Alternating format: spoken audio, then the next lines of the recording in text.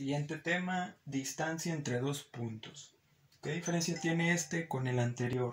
El anterior calculábamos la distancia o la longitud que había entre dos puntos, pero era solamente en una dirección o en una dimensión, por así decirlo. Teníamos un eje ya sea horizontal o vertical y los puntos estaban sobre el eje, ¿sí? En este caso ya tenemos dos dimensiones, tenemos un eje horizontal que llamamos X y un eje vertical que le llamamos Y, es decir, estamos en un plano cartesiano. Y tenemos aquí, por ejemplo, ubicado el punto 1 y el punto 2 y queremos calcular qué distancia hay del 1 al 2. Y si se fijan, si unimos ambos puntos con una línea recta, el segmento de recta que se forma no es paralelo a ninguno de los ejes, no es paralelo ni a X ni es paralelo a Y. Entonces las fórmulas que vimos en el tema anterior de segmentos rectilíneos no nos sirven aquí. ¿Por qué? Porque el segmento que queremos calcular es, por así decirlo, no es paralelo o tiene un cierto ángulo de inclinación respecto a los ejes, ¿sí? Es oblicuo. Entonces, ¿qué vamos a hacer aquí? Lo primero que vamos a hacer es encontrar una fórmula que nos va a servir para poder calcular cualquier distancia entre dos puntos en un plano cartesiano. ¿Cómo lo vamos a hallar? Es lo primero que vamos a ver. Esa fórmula, queremos saber la distancia D, ¿sí? Entonces queremos saber la distancia D, ¿cómo la encontramos? Que es el segmento que une al punto 1 y al punto 2. El punto 1 tiene coordenadas en X y en Y. En este caso no sabemos qué es el valor de X ni qué es el valor de Y. Simplemente vamos a decir que aquí es X1, cualquier número puede ser, y aquí va a ser Y1, ¿sí? No nos interesa qué número es como tal. ¿Por qué? Porque vamos a encontrar la fórmula ahorita, ¿sí?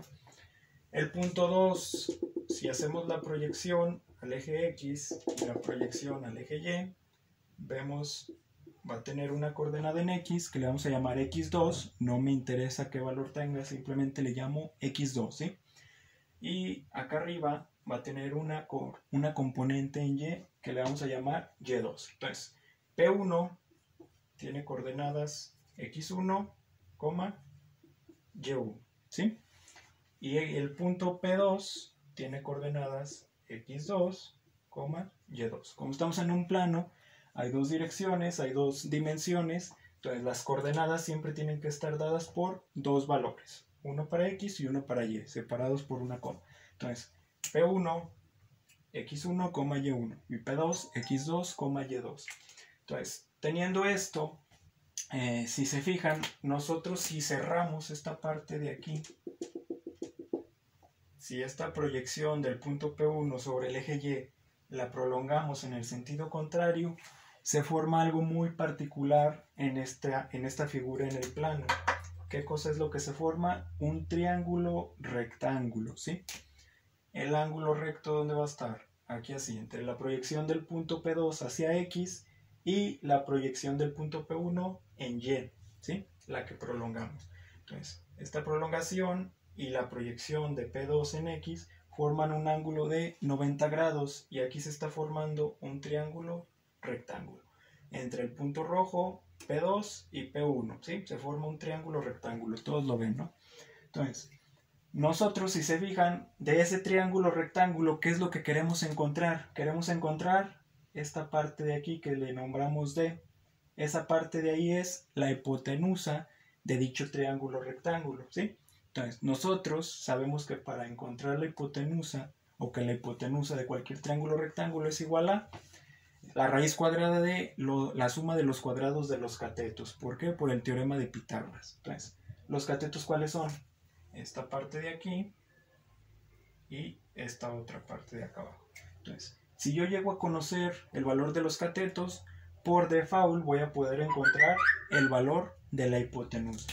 Entonces, cuadrado, este cateto al cuadrado más este otro cateto al cuadrado va a ser igual a la hipotenusa al cuadrado. Entonces, yo de aquí observo y veo que puedo encontrar el valor de esos catetos. ¿Cómo? Usando las fórmulas del tema anterior, las de segmento rectilíneo.